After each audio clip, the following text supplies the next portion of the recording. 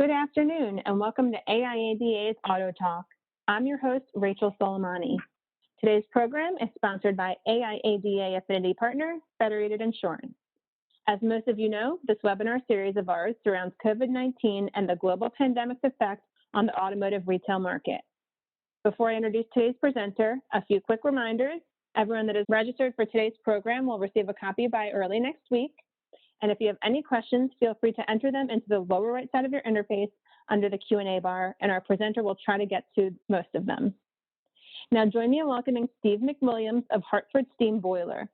Steve provides cyber risk services expertise in support of HSB's global cyber products. His cybersecurity, technology, and business expertise spans more than 22 years. Steve, they've heard enough of me, so take it away. Thanks, Rachel. Good afternoon, good evening, or good morning, everyone. Thanks for joining us today. So we're going to be talking about managing your cyber risk. As Rachel mentioned, this session is sponsored by Federated Insurance, and we wanted to thank them for the opportunity to present to all of you today. So what are we going to cover? Here's a quick agenda. So we're going to look at how COVID-19 has changed the way we work. Obviously, it's had a huge impact on everyone on this call, as well as folks around the world. Best practices for raising the security awareness of your employees, especially given some of the new working models and people having to stay at home a lot more frequently. Tips for protecting your business from ransomware and other security threats. Obviously, these types of events are still happening despite what's going on in the world with COVID-19. And also how to keep your business secure as you move some of your services online. That's a big trend that's happening. Obviously, the more people are forced to change their business models according to what's happening, and also just as things are moving towards an ever-changing future. Lastly, we'll have some closing thoughts, followed by some questions. So we'll go ahead and jump right in. First, talking about how COVID-19 impacts the way we work. Pretty obvious here, some of the impacts that it's had. A lot of people are now working from home.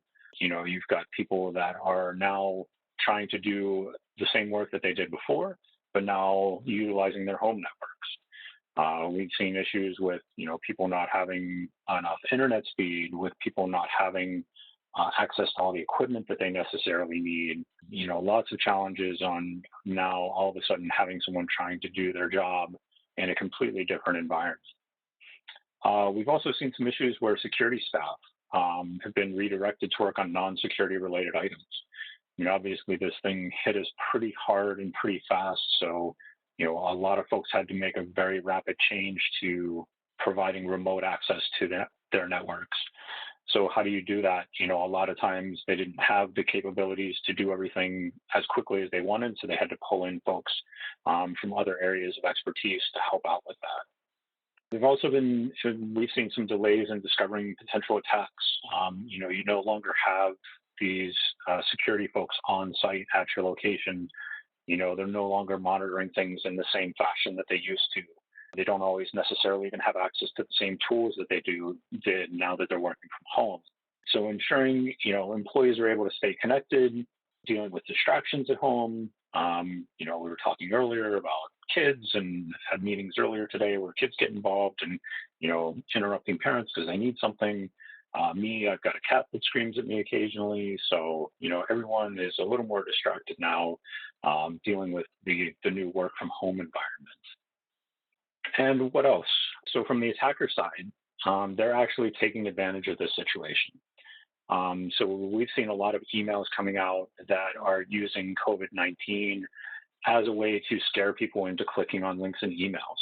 They'll send an email and it pretends to be from the WHO or from a local government or local state organization. And they'll say, click here for the latest information, click here for how to protect yourself, click here to buy, masks, things like that. So they're taking advantage of this fear that everyone has around this COVID situation and using that to their advantage. Interestingly enough, we've heard that some attackers are actually not going to attack. For the most part, they seem to be saying they're not going to attack healthcare companies and hospitals, so organizations that are already under a massive strain, given everything that's going on today. So you've got them, the attackers in a way showing a little bit of heart and being at least conscious of what's going on out there and realizing that things would come down pretty heavily on them if they were to attack those types of organizations, especially in these desperate times of need where, we rely so heavily on healthcare and other frontline workers. The other thing is wire fraud. It can be much, much easier to commit. We're seeing a huge uptick in wire fraud just based on the fact that people are working remotely, especially if they're using a home machine. They may not have the right anti-spam filters or security controls in place to prevent some of these things from happening. Again, with some of the distractions that they've got at home as well, it may make it a little bit easier for someone to actually convince an employee to commit wire fraud without them knowing it. Ironically enough, other attackers are actually using this time to prepare for future attacks. So we've actually seen some attackers out there where they're still attacking networks, they're still infecting machines, but they're basically just waiting. They're waiting until all of this is over. They're waiting until it calms down.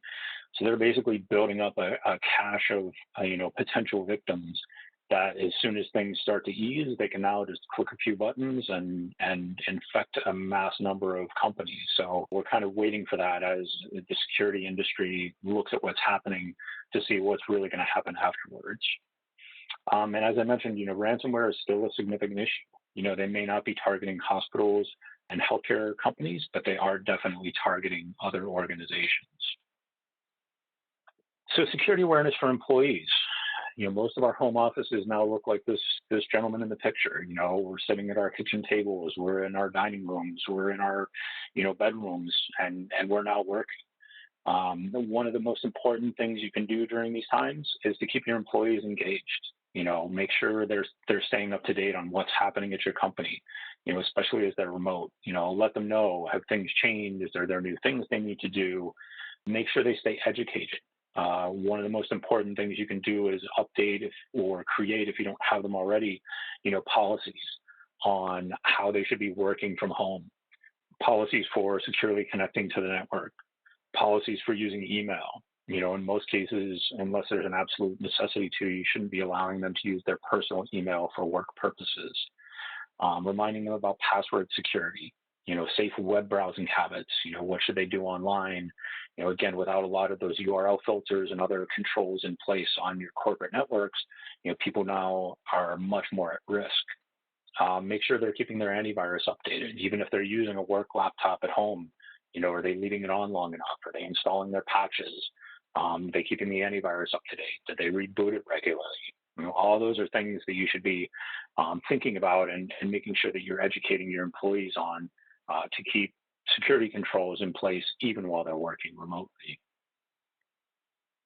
So another thing to think about is those employee home networks. Again, what are they running on their networks? A lot of people have smart devices on their networks at home. If they're using their home PC, does it have the same level of security as a work PC? Are they patching their operating systems? Are they patching all their other applications? Things like Office, things like, Adobe Acrobat, their web browsers, all those types of things. Making sure that if they are using a home PC, they've got antivirus installed. A lot of people don't, or a lot of people kind of forget about that piece and don't keep it up to date with the latest patches and security threats. Updating their home routers.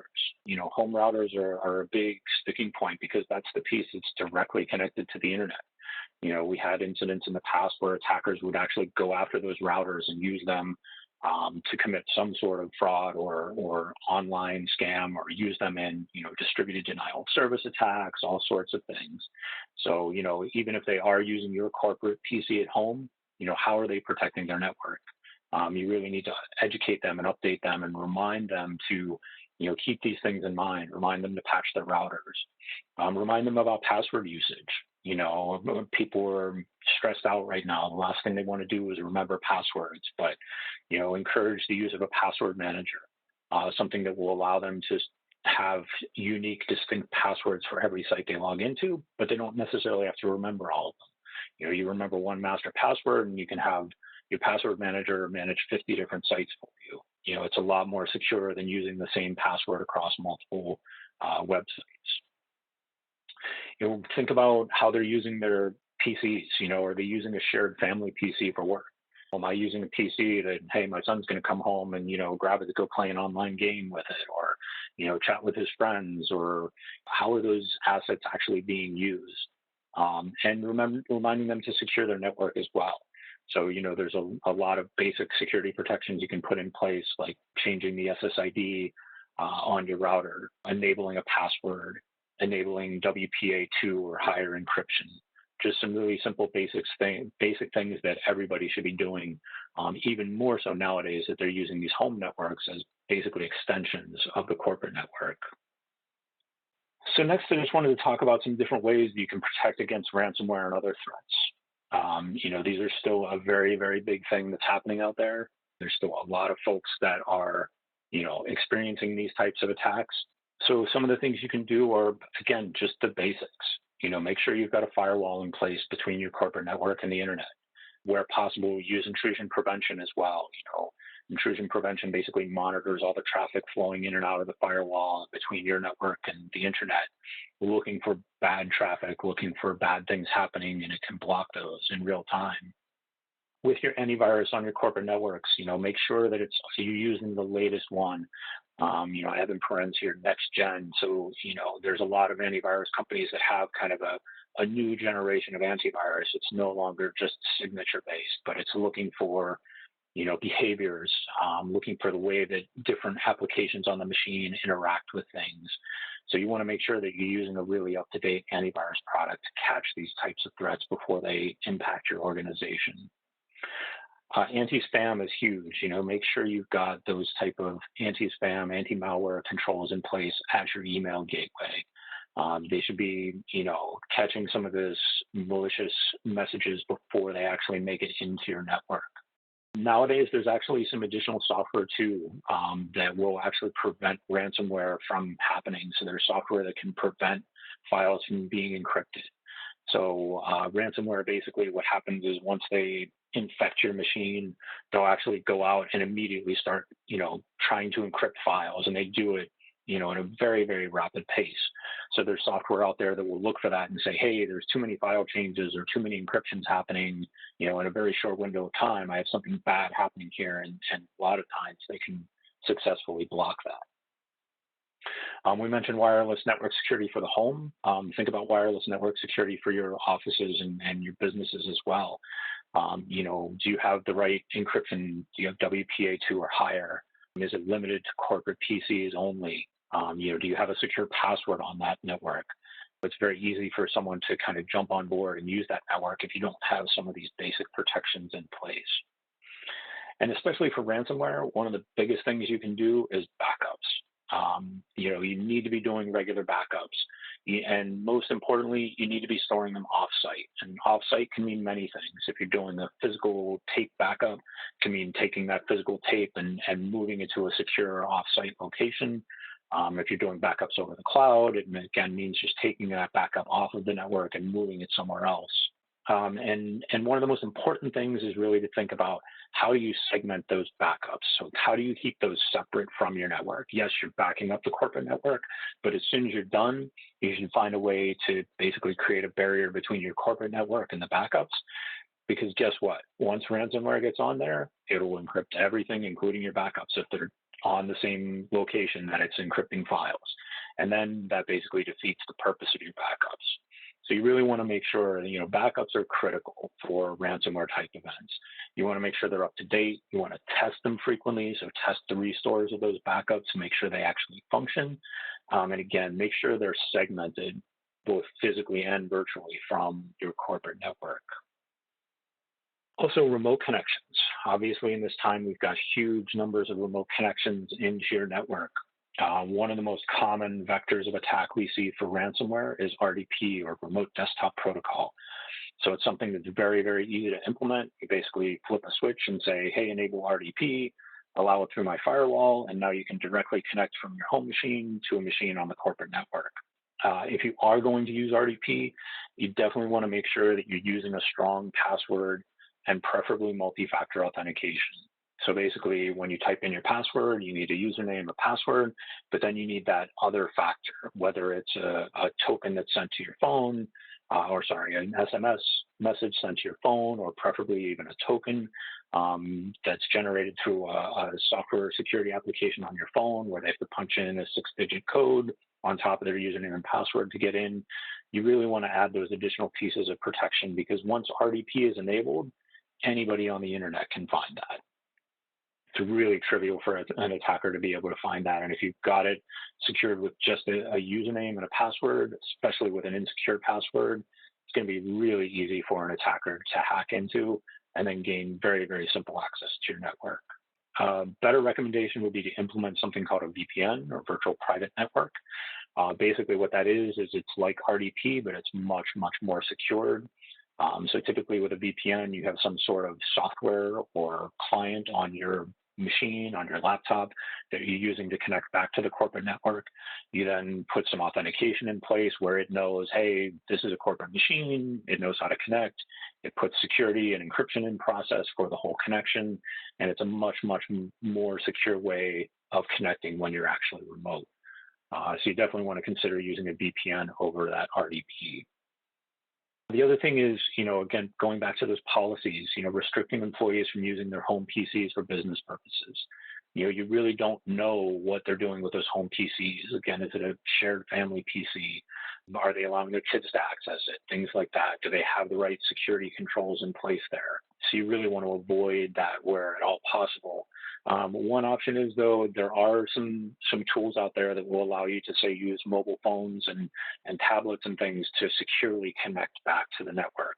So there's ways that you can configure a work profile on your mobile device where it's completely segmented, it's in an encrypted container. It only has access to a very limited set of applications, and you can still allow your employees to use that to get access to corporate mail and things like that. And it will prevent the data from moving from that work profile over to the personal profile.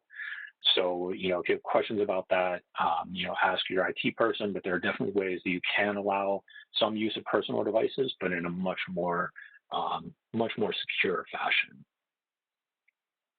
It may sound like something that won't make a big difference, but it really, really does. You need an actual incident response plan. So how are you going to respond when an incident happens? Trust me, I know from experience, if you don't have one of these in place, it's not a fun time. If you have an incident that happens, the very last thing you're going to want to do is go, okay, who do I need to talk to? Where do I go? Where's this information? Who has our backups? How do I contact this person? All those types of things. You literally need to be able to pull out a physical piece of paper and look at a plan and just say, okay, start with step one and go from there. So you really, really want to have an incident response plan in place. It should include all of the steps required to get your business back up and running again as quickly as possible. It'll have all that contact information, not only for vendors, but also for employees.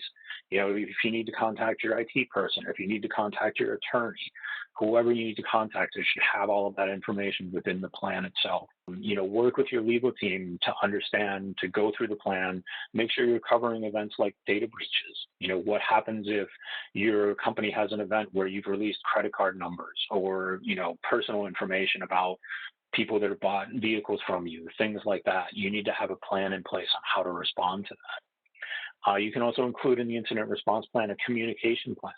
What are your notification steps? You can build templates. You can build a lot of stuff that is, prepared so that you're ready for this type of event to happen, where you know exactly what you're going to tell your employees. You can know exactly what you can tell your customers. If you have to notify someone else, some sort of state or government organization, because you had a data breach, you can build templates for those as well. So if you don't know kind of where to start with those, really talk to your legal team. If your legal team doesn't know how to create these, there are plenty of law firms out there. A lot of them will do it for free or give you an hour of kind of free consulting to help you build an incident response plan. So you really just want to reach out to your legal team and figure out more about how to build these, but you really, really need to have an incident response plan in place to make sure that you're dealing and you know exactly how to deal with, ransomware and other types of events like this. And the other thing with ransomware and other threats, so we've got protecting financial transactions. Misdirected payment fraud is absolutely huge now. Again, you've got a lot of people working from home. You've got people potentially using personal email for work business. You've got people using email where not necessarily all the same security controls are in place. So a couple of key things you need to pay attention to and remind your employees of and build into your policies.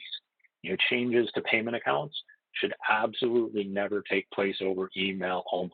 That's exactly how attackers work. I send an email to the payroll department. Hey, please change my payroll and I'll go to such and such account. Payroll responds back, sure, no problem. I'll make that change. Done. I now have access to that person's money because the next payroll, they're going to transfer the funds into my bad account. So never, ever do them just over email message only.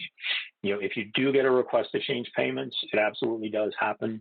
You get a request from a vendor saying, hey, here's our new bank account. Great. Pick up the phone, physically talk to someone in that office. Hey, vendor A, did you actually send me this request? Is this legitimate? Should I be changing my payment account? Is this the correct payment account?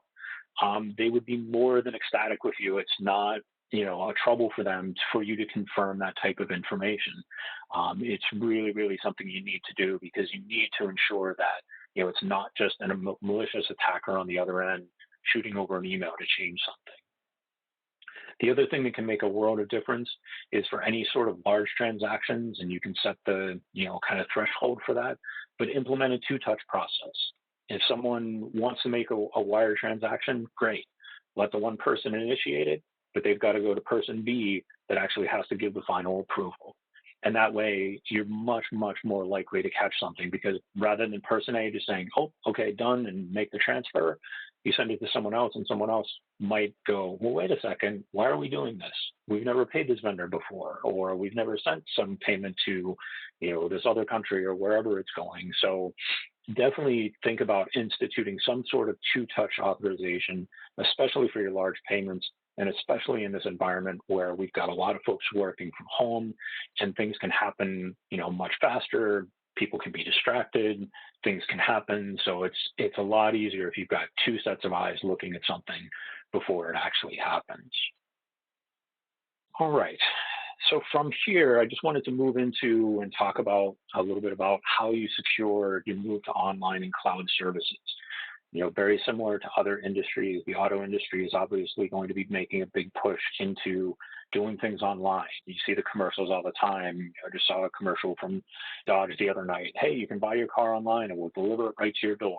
So as you start moving some of these in-house services over to online services, what are the things you need to think about? One of them is as you're choosing a cloud or a hosting provider, ensure the provider has security controls available to protect your data.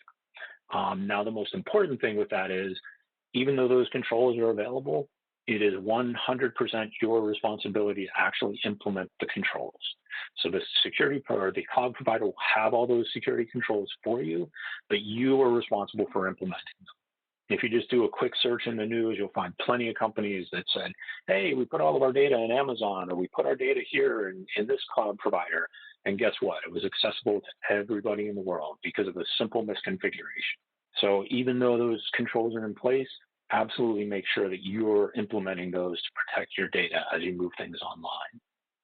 Also, ask your hosting provider, especially if you're not using one of the big providers like Amazon, Google, Microsoft. If you're using a smaller local provider, ask them what they're doing to secure their own environment. We've seen numerous situations where hackers have actually, instead of targeting the individual business, are now targeting the actual hosting provider themselves. Why? Because guess what? When I hack into the hosting provider, I now have access to 100 businesses.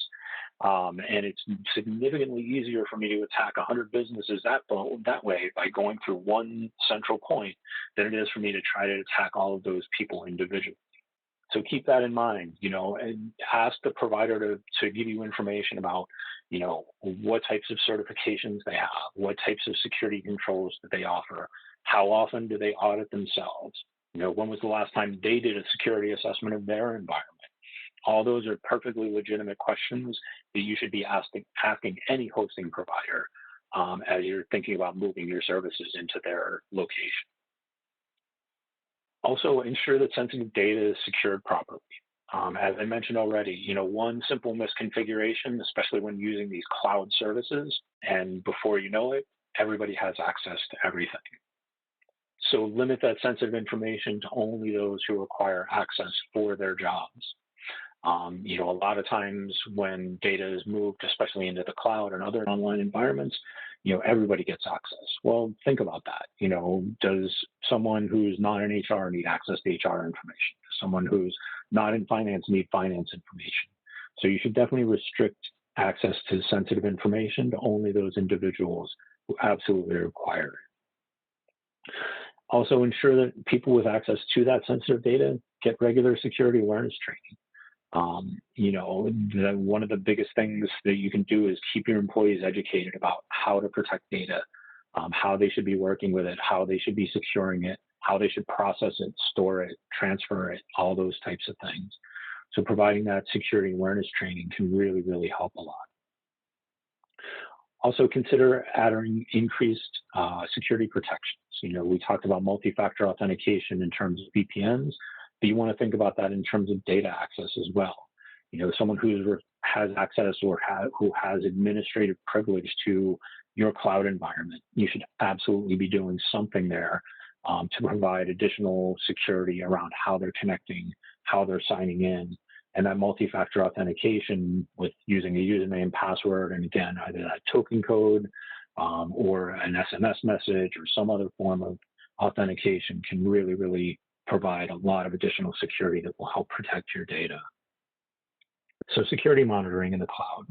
As you're moving more and more services to the cloud, you really want to make sure that you have in place the same protections that you've got on your local network. You've got firewalls, you've got antivirus on the servers, you've got, password requirements that are consistent with what you're using on your local network. All those types of things should all be in place when you move things to the cloud. And also ensure that you're enabling logging, enable logging to see who's accessing what on the cloud. What are they accessing? When are they accessing? Where are they accessing it from? If all of a sudden you're seeing connections from a non-business location or from, somewhere else in the country or somewhere outside the country, that should be a red flag that something bad is happening. So you definitely want to make sure that you've got the right security and logging controls and monitoring in place as you move these services to the cloud.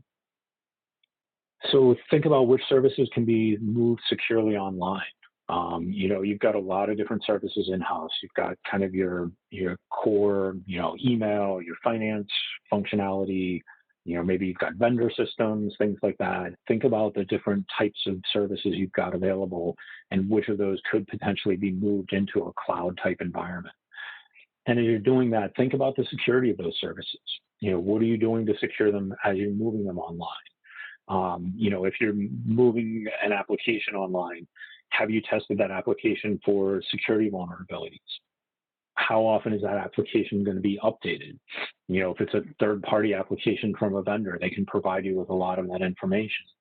But you can ask them for it. How is their application tested? Is it secure if you move it from your local environment off into the cloud? You can also, get a third party, a security company, a testing company to actually come in and review your services, review what you're trying to do. They do this all the time, and they can provide you with some really great recommendations and maybe even a roadmap on how to securely move a service from your local network into the cloud. And then once it gets into the cloud, they can actually help you test it and actually provide security around it to make sure that it's a secure environment, that this new service is not going to be easily breached by somebody.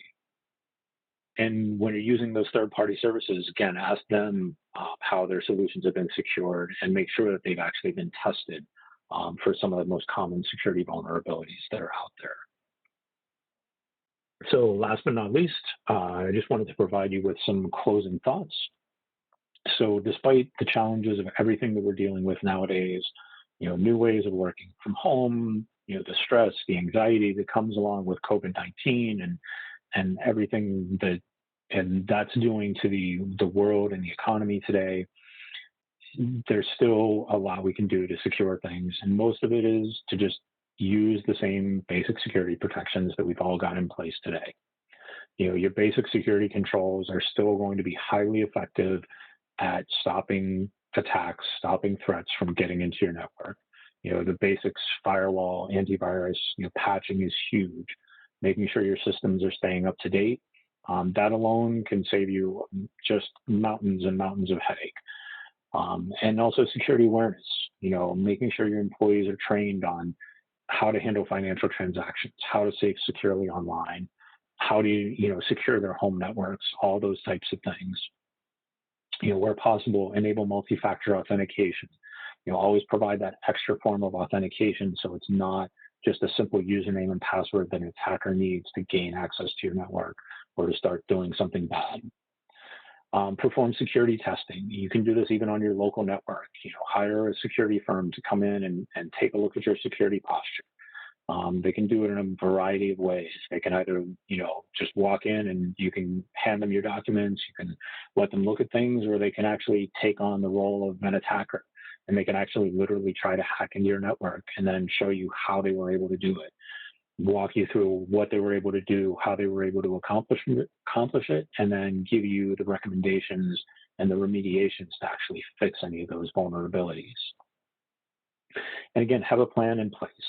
Have a plan in place to respond not only to the latest business challenges, things like pandemics and COVID-19, but also to cyber threats as well.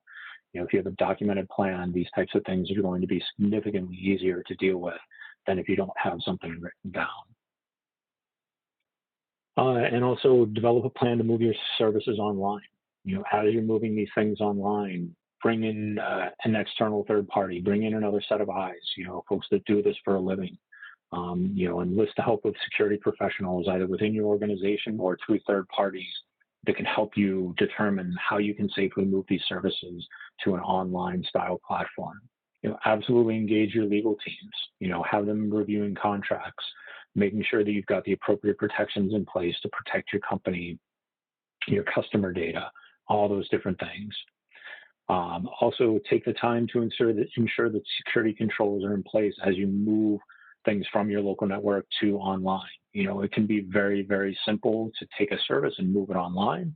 But again, rather than taking the quick route, take a little extra time and make sure you plan it out. Make sure you understand what the vulnerabilities are with moving that service from behind your corporate firewall now out to the internet, where a lot more people can have access to it. Make sure you do the right things to secure the data and the services as you're moving into those types of environments. And last but not least, we'll wrap up with some questions. So what's on your mind? Anybody have any concerns or things that we can help you answer? One of the things that came in is, can this really happen to me? Honestly, I can say from firsthand experience, not only have I dealt with these types of issues myself, but I have seen this actually affect companies, car dealerships. In one instance, we actually had a customer who had 20 different locations. Turns out they ended up dealing with a ransomware style event. Out of their own volition, decided they didn't want to actually pay for the ransomware event. They decided they were going to recover. And it was a huge effort on their part to get all their data back, to restore everything from backups. In this case, they were lucky they had everything on backups and they were able to do that. But it still cost them, several $100,000 to get their network back up and running after an event like this. So again, you really want to just make sure that you've got the proper plans in place, the proper backups in place, all those different types of things. And even on the front end, all the security controls in place to prevent these types of things from happening in the first place. Steve, thank you so much for speaking with us today. And a special thanks to Federated Insurance for introducing you to us. Again, to those of you on the line, you'll be receiving a recording of this webinar by early next week. To continue our COVID-19 webinar series, join us back here on Thursday, May 28th at 2 p.m. Eastern as Tom Contos, Senior Vice President and Chief Economist at CAR Global, discusses the state of today's wholesale market. So be on the lookout for promotions on how to register. For more information about AIADA, visit aiada.org. Thanks for joining us, everyone, and have a great day.